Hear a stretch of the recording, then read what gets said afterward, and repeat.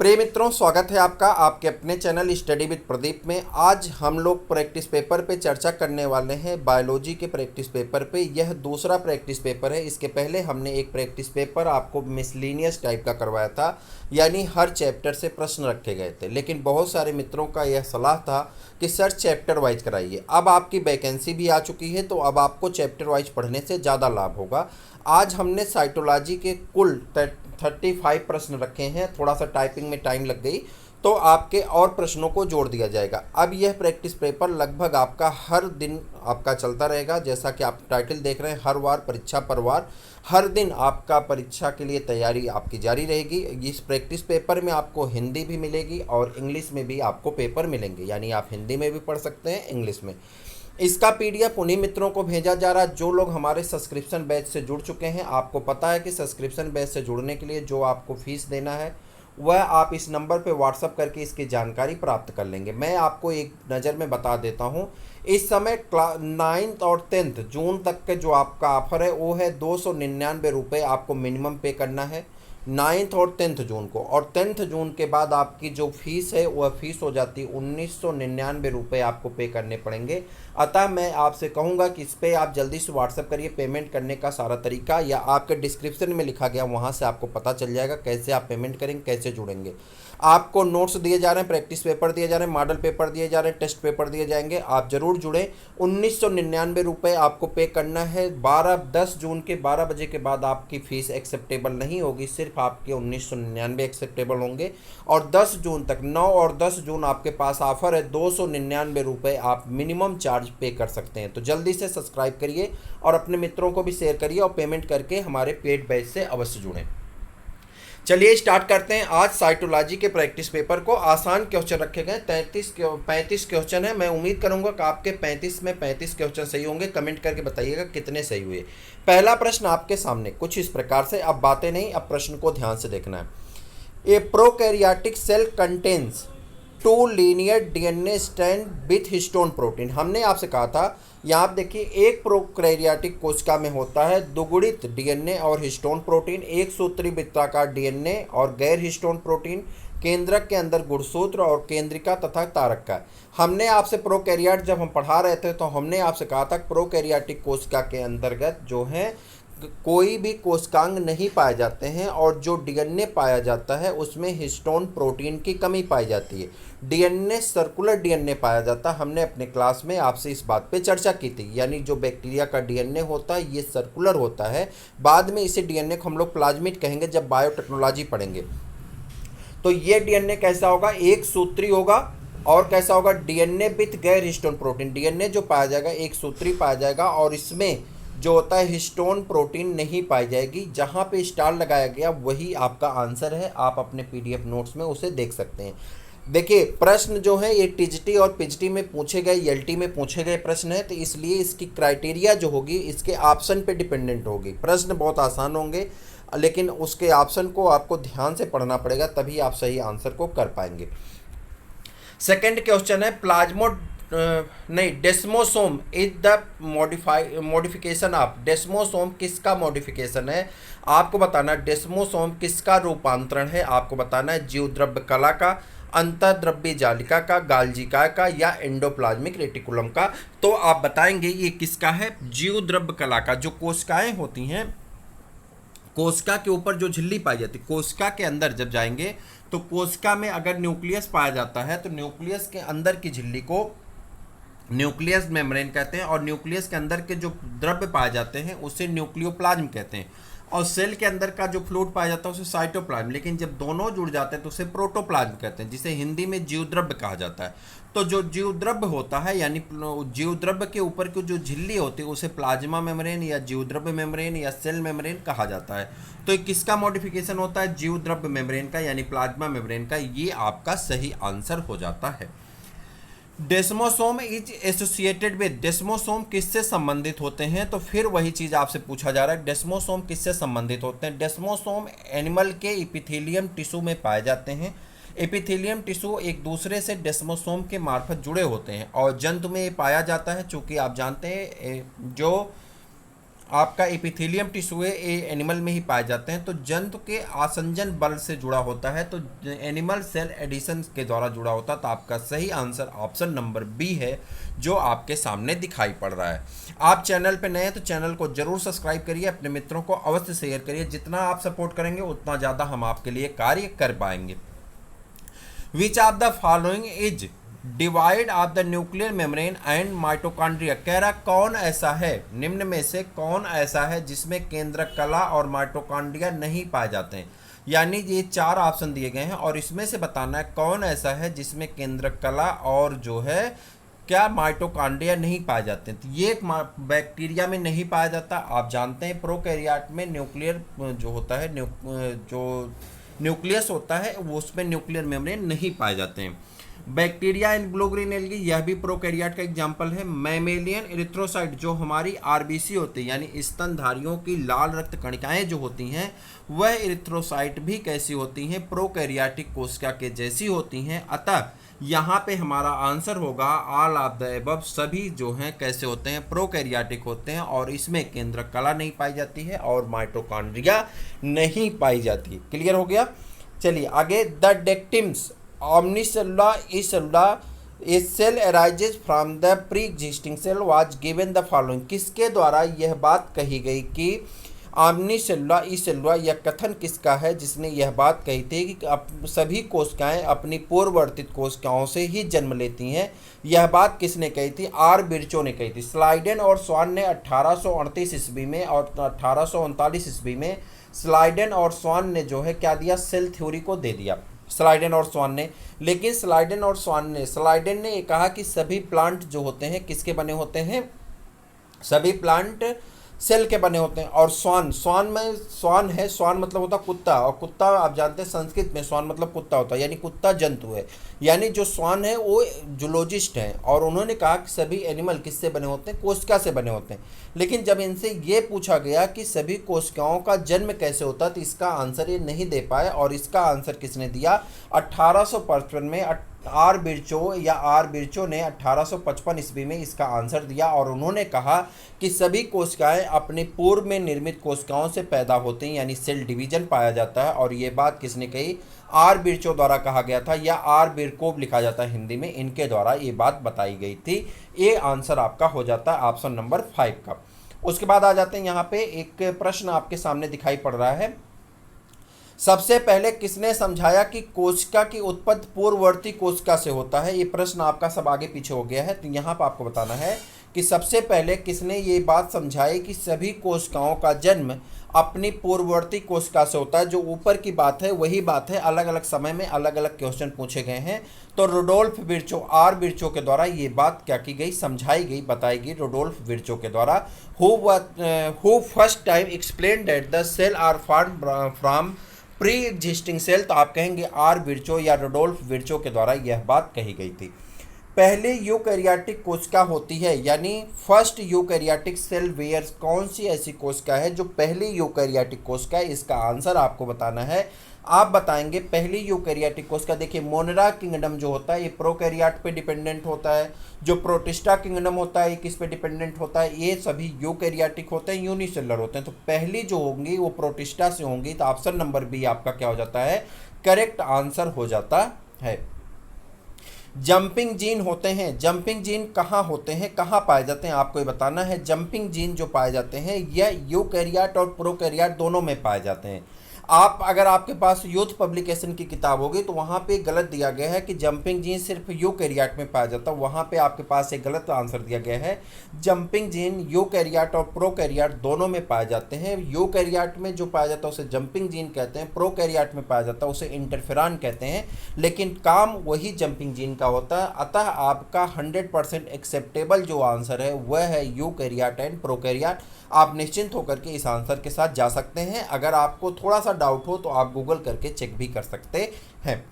Prokaryotic कोशिका में आनुवंशिक पदार्थ धारण करता है, जो प्रोकैरियोटिक कोशिका होती है जो उसमें आनुवंशिक पदार्थ होता है, चाहे डीएनए पाया जाए या आरएनए पाया जाए, आनुवंशिक पदार्थ प्रोकैरियोटिक कोशिका में कौन होता है, डीएनए होता है। और ये बात जब हम आपके साथ पढ़ेंगे तो हम बताएंगे हर्शे और चेज का मॉडल।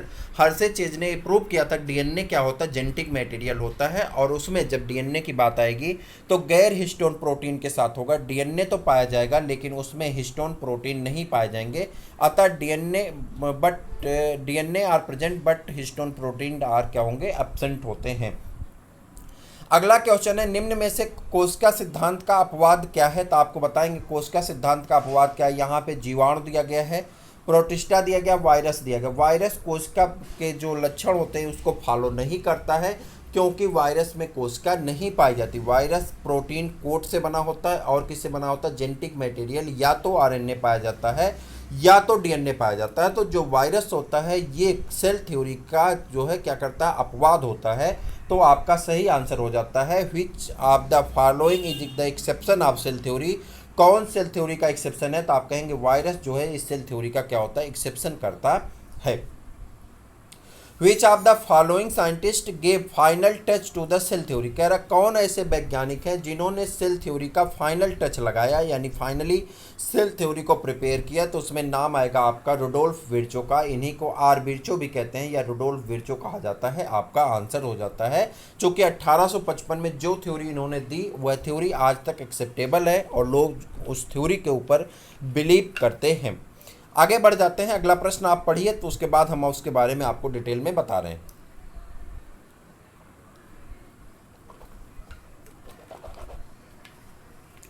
क्वेश्चन नंबर 12 है, prokaryote differs from the eukaryotes in. कह रहा प्रोकैरियोटिक जो होते हैं वह डिफर होते हैं, अलग होते हैं यूकैरियोट से। किसके कारण अलग होते हैं, तो कहेंगे कि वो अलग होते हैं इस कारण से क्योंकि वहाँ पे present absence of nuclear membrane. जो प्रोकैरियोट होते हैं वहाँ पे न्यूक्लियर मेम्ब्रेन एब्सेंट होती है और जो यूकैरियोट होते हैं वहाँ पे न्यूक्लियर मेम्ब्रेन पाई जाती है। तो केंद्रक झिल्ली की अनुपस्थित होना क्या होता है, प्रोकैरियोट और यूकैरियोट में डिफरेंस का कारण बनता है।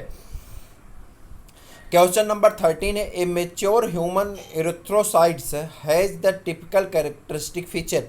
कह रहा है कि एक ह्यूमन की मेच्योर एरिथ्रोसाइट है यानी आरबीसी की कोशिकाएं हैं, लाल रक्त कोशिकाएं हैं। मानव लाल रक्त कोशिका का सामान्य लक्षण किसके समान होता है, तो आप कहेंगे प्रोकैरियोटिक कोशिका के समान होता है, एज लाइक प्रोकैरियोटिक सेल। एक प्रोकैरियोटिक कोशिका के समान होता है। ठीक है, आगे बढ़ जाते हैं। अगला क्वेश्चन आपका है यहाँ पे ए मेच्योर, अच्छा हो गया। उसके बाद यहाँ पे क्वेश्चन नंबर 4 है, nucleoplasm and cytoplasm are separated by. कह रहा है न्यूक्लियोप्लाज्म और साइटोप्लाज्म अलग होते हैं, किसके द्वारा अलग होते हैं, तो न्यूक्लियोप्लाज्म और साइटोप्लाज्म एक दूसरे से अलग होते हैं। किस बिहाफ पे अलग होते हैं, आपको बता दें कि न्यूक्लियोप्लाज्म और साइटोप्लाज्म अलग होते हैं। न्यूक्लियोप्लाज्म जो पाया जाता है वो न्यूक्लियस के अंदर पाया जाता है और न्यूक्लियस जो होती है डबल मेम्ब्रेन से बनी होती है, और जो साइटोप्लाज्म पाया जाता है वो सेल मेम्ब्रेन के अंदर पाया जाता है, यानी दोहरी झिल्ली से दोनों अलग होते हैं। तो 2 लेयर मेम्ब्रेन द्वारा ये दोनों क्या हो जाते हैं, अलग हो जाते हैं। एक क्वेश्चन यहाँ पे है, in chromaffin cell the conversion of dopamine to norepinephrine occurs. कह रहा है कि इन क्रोमाफिन सेल, ये इंपॉर्टेंट क्वेश्चन भी है, in chromaffin cell the conversion of dopamine to the norepinephrine occurs in the presence of the plasma membrane. किस पे depend होता है, प्लाज्मा मेम्ब्रेन के ऊपर डिपेंड करता है। हिंदी में यहाँ लिखा गया है, देखिए, क्रोमैफिन कोशिका में डोपामाइन नॉरएपिनेफ्रिन में बदल जाता है जो प्लाज्मा मेम्ब्रेन में पाया जाता है जीवद्रव्य कला में। तो आपका सही आंसर हो जाता है जीवद्रव्य कला में। ठीक है, उसके बाद क्वेश्चन नंबर 16 पे आ जाते हैं। क्वेश्चन नंबर 16 आपका कह रहा है, which is the physical basis of life. कह रहा है कौन जीवन का भौतिक आधार है। हक्सले नामक एक साइंटिस्ट हैं जिन्होंने प्रोटोप्लाज्म को जीवन का भौतिक आधार माना है, फिजिकल बेसिस ऑफ लाइफ माना है। तो किसने, प्रोटोप्लाज्म को। और प्रोटोप्लाज्म को हम लोग क्या कहते हैं, जीवद्रव्य कहते हैं। जीवन का भौतिक आधार कौन होता है, जीवद्रव्य होता है। Function of ribosome is. Ribosome का मुख्य कार्य क्या होता है, तो राइबोसोम का मुख्य कार्य होता है प्रोटीन का संश्लेषण करना, यानी protein synthesis. Option number see the correct answer for that question. इस क्वेश्चन के लिए जो आपका सही आंसर होता है वो होता है प्रोटीन संश्लेषण।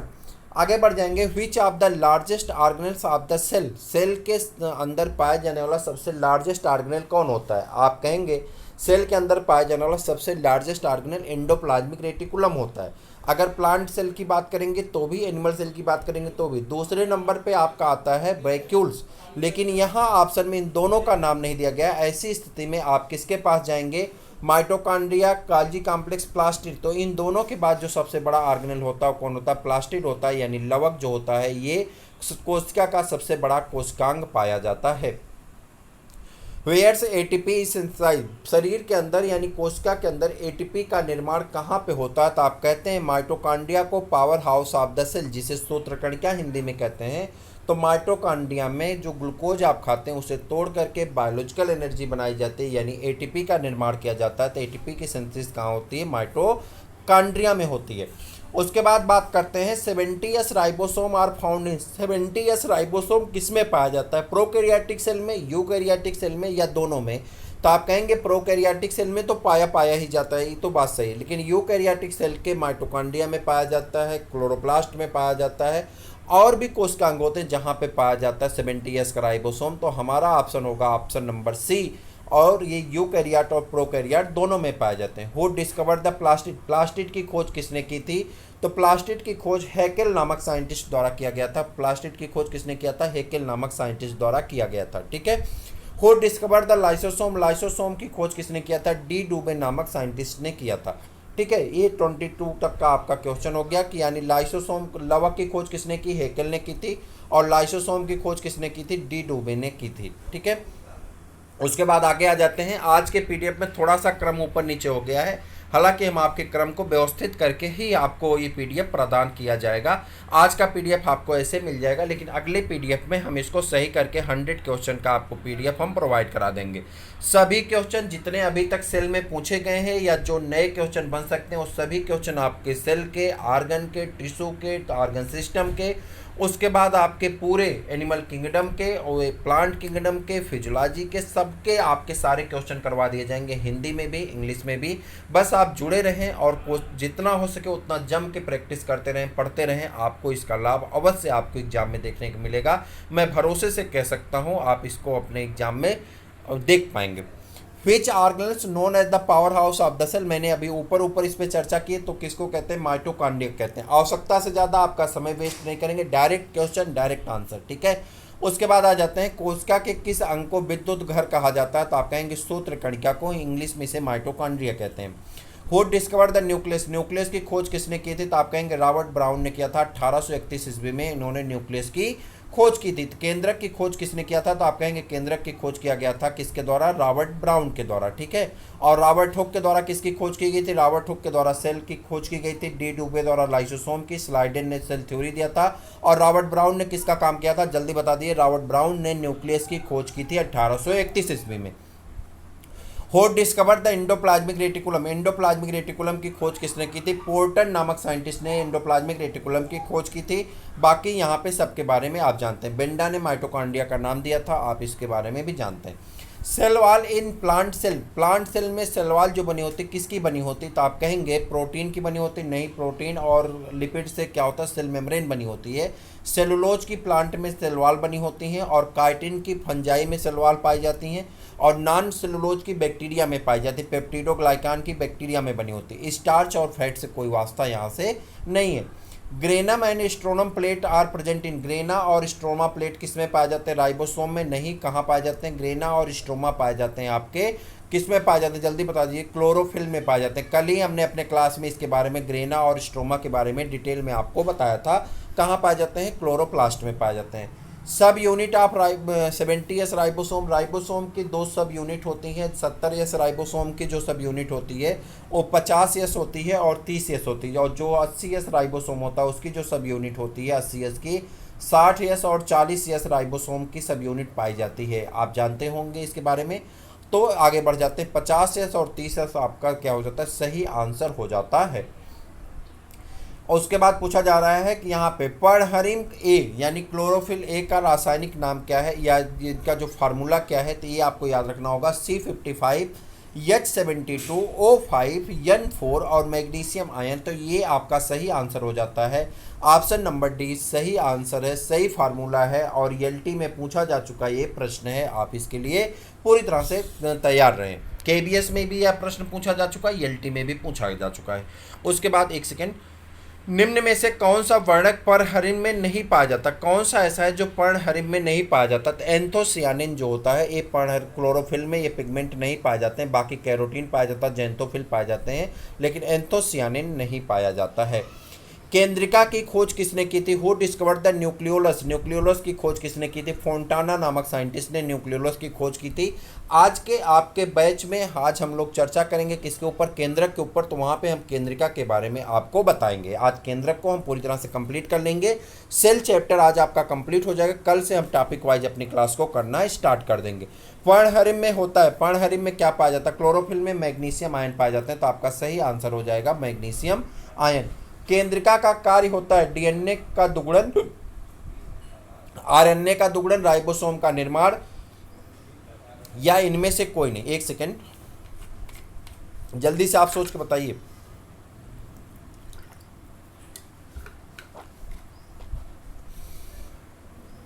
फंक्शन ऑफ लाइसोसोम आपको बताया, सॉरी माफ करिएगा, फंक्शन ऑफ आपको न्यूक्लियोलस बताना। न्यूक्लियोलस का फंक्शन बताइए क्या होगा? तो आप कहेंगे न्यूक्लियोलस का फंक्शन होता है फॉर्मेशन ऑफ राइबोसोम। किसका काम करते हैं? राइबोसोम का निर्माण करते हैं। ऑप्शन नंबर सी आपका सही आंसर हो जाता है। गाल्जी का क्या होता है? जालिकावत समूह का एक, जालिकावत नलिकाओं का एक क्या होता है? समूह होता है।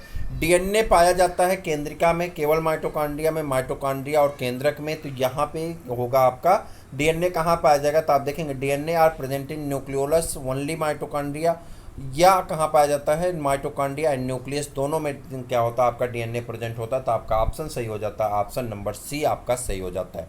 प्यारे मित्रों, आज के लिए एक प्रैक्टिस पेपर सिर्फ 35 क्वेश्चन है। यह प्रैक्टिस पेपर आपका कंटिन्यू है। अब प्रत्येक दिन आपको मिलेंगे और डेली आपको 30 से लेकर के 50 प्रश्नों के बीच में इसका प्रैक्टिस पेपर आपको मिलता रहेगा। आप देखते रहें, अपने मित्रों को शेयर करते रहें। फिर मिलते हैं किसी और वीडियो में, तब तक के लिए इजाज़त दें। जय हिंद।